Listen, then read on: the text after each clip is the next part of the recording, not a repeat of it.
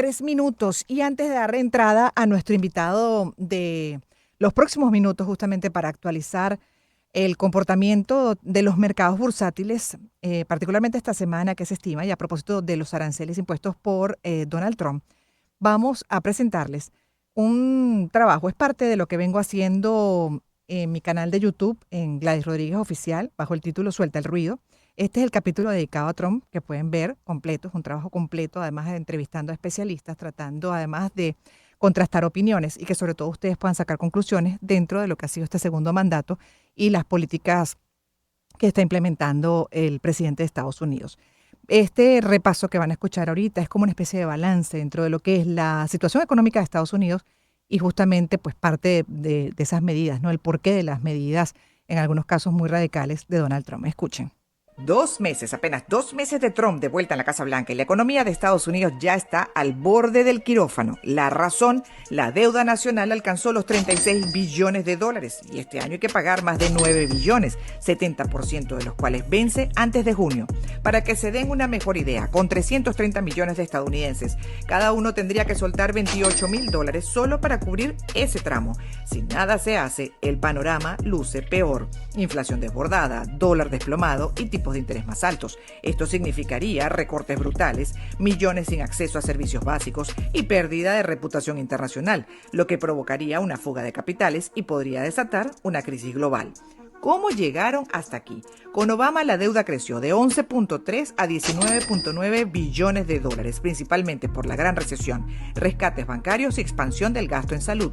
En el primer mandato de Trump, la deuda pasó de 20.2 a 27.7 billones de dólares, 40% más, debido a la reforma fiscal, menores impuestos a grandes corporaciones, más gasto militar y estímulos por la pandemia.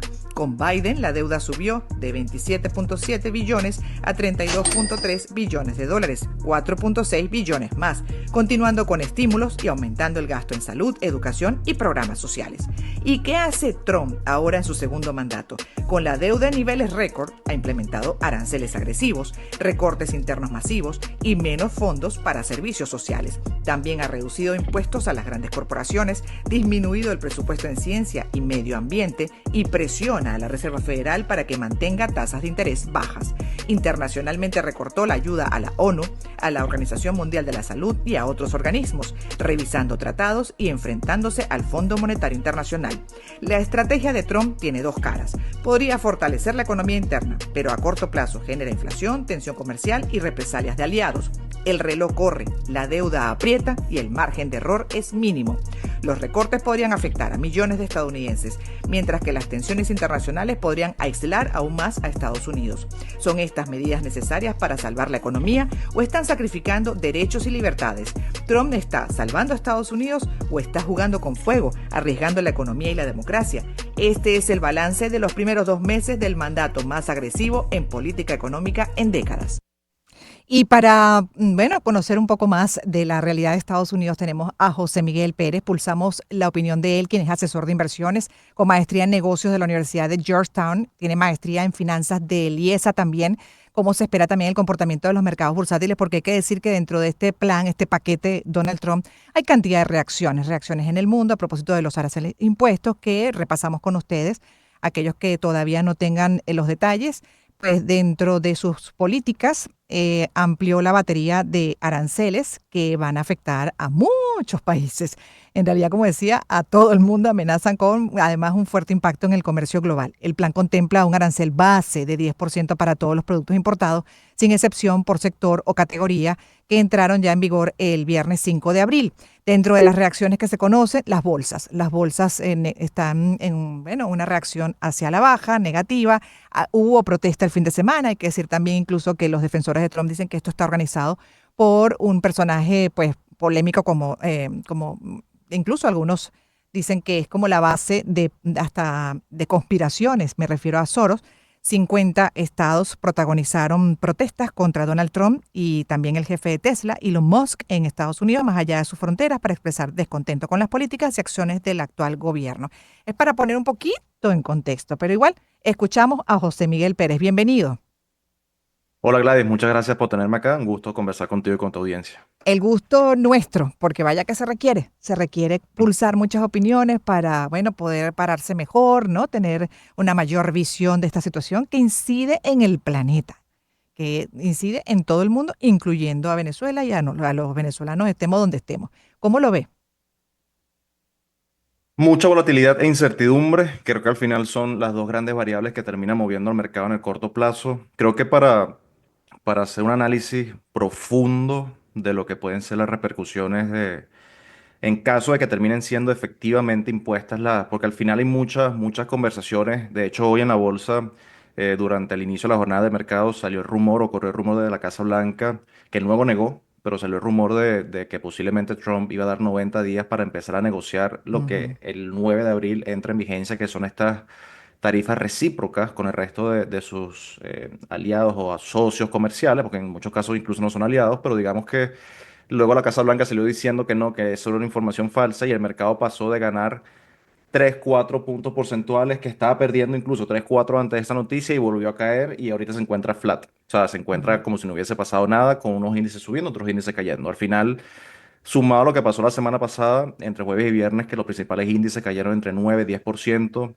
hay muchas dudas en torno a lo que efectivamente esto va a terminar siendo. Cuando uno revisa el razonamiento oficial, por ejemplo, de parte del secretario del Tesoro, Scott Bessent, hay una justificación histórica. De hecho, Scott Bessent tuvo una entrevista el fin de semana con Carlton Tucker y hablaba de cómo se estaban inspirando incluso en Alexander Hamilton y cómo los aranceles se presentan como una herramienta para financiar al gobierno y proteger a la industria. ujú, ¿Cuál es el objetivo estratégico según desde el punto de vista político de la aplicación futura de estos aranceles?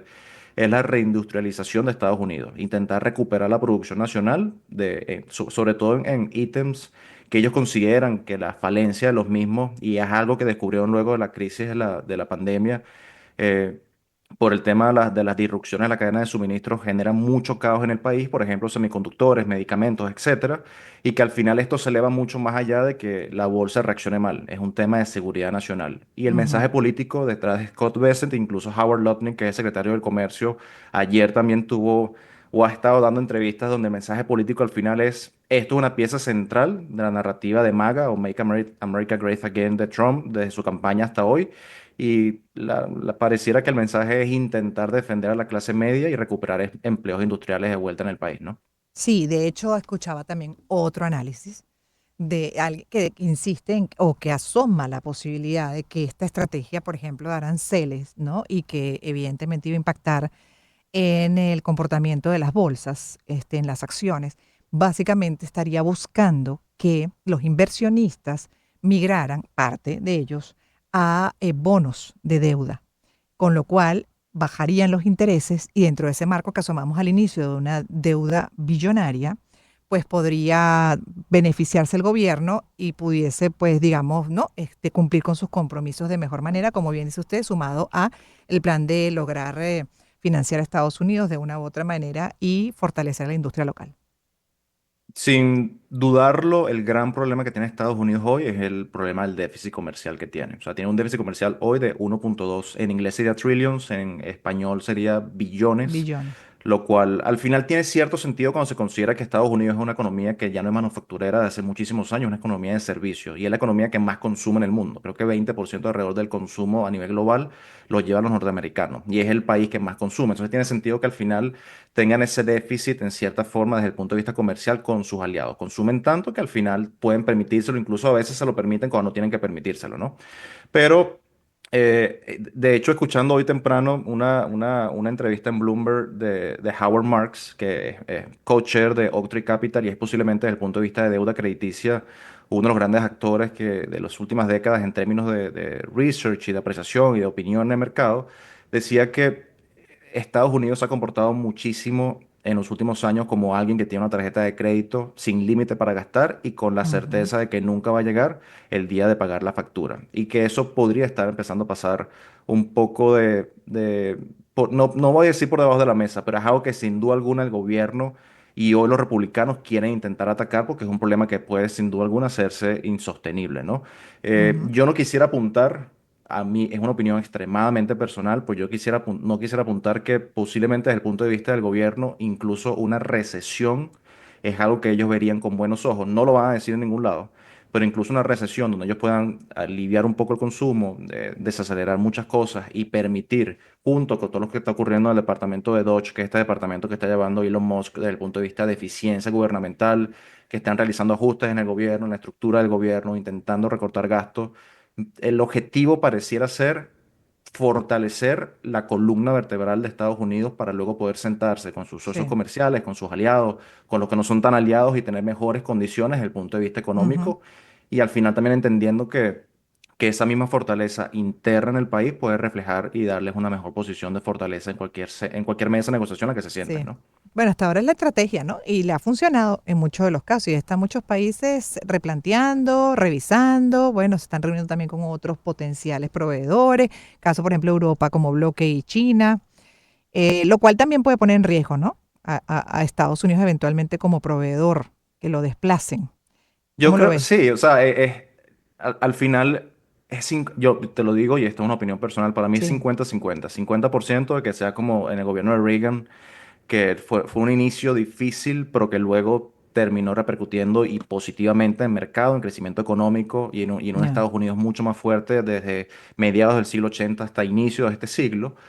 O puede ser un Jimmy Carter con esteroides, lo cual es desorden absoluto que se mete con variables macroeconómicas que no se pueden controlar y que al final terminan afectando la forma en la cual las políticas públicas toman forma dentro de un país, ¿no? Hoy, ujú, si me preguntas, el mercado, incluso con la caída que está reflejando, está viendo ese escenario 80% puede ser más parecido a Reagan, 20% más parecido a Jimmy Carter. Y eso significa incluso ver la caída que hemos tenido en la bolsa, o sea, el Nasdaq casi entrando en 20% de corrección, el Standard Poor's un 13-15% dependiendo cómo cierre el mercado hoy, que estamos en periodos volátiles de mucha incertidumbre, por lo cual también desde el punto de vista de los portafolios de los inversores, creo que la serenidad, el saber que se tiene en cartera y ver esto con un ojo bastante conservador puede ser sí. una buena Sí, no, estrategia. y es prematuro también, ¿no? Y hay que tratar de ver esto en la medida de lo posible desde el centro, dejando además las pasiones, las emociones y tratar de razonar lo más que se pueda y de la mano de especialistas que uno sabe que, pues, que son personas serias, ¿no? Que no están compartiendo opiniones desde un interés político. Y de hecho la Reserva Federal estadounidense se reunía justamente, tenía una reunión extraordinaria, lo que le llaman la Junta de Gobernadores, para revisar lo que ha sido esta jornada de pérdidas importantes en bolsas asiáticas, europeas, como consecuencia de la denominada guerra comercial. ¿Qué información maneja hasta el momento? No sé si tiene pues parte de lo que ha sido ese encuentro.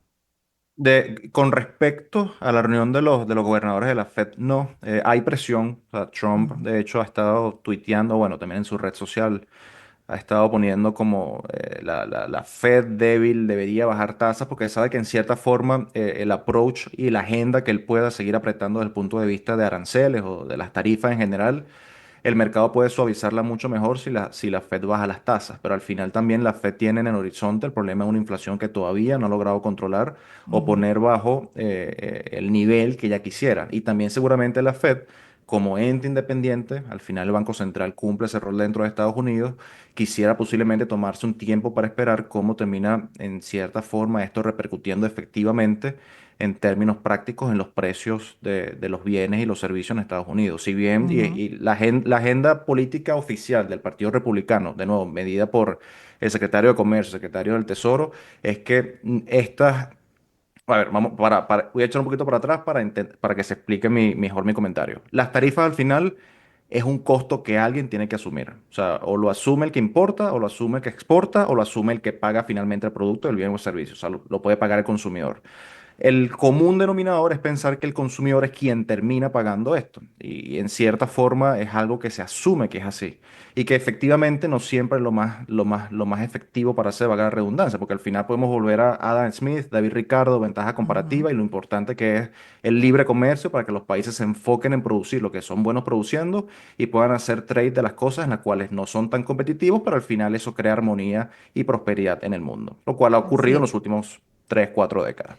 Amanecerá y veremos. Se nos acabó por lo pronto el tiempo, pero bueno, seguiremos con usted revisando. Y mil gracias por el tiempo que nos ha dedicado justamente para tener su visión dentro del conocimiento que ha venido desarrollando, además como asesor de inversiones, maestría en negocios de la Universidad de Georgetown y maestría en finanzas del IESA, José Miguel Pérez. Gracias, José Miguel. Feliz Chao. tarde. Un Hacemos abrazo. una pausa y en breve regresaremos.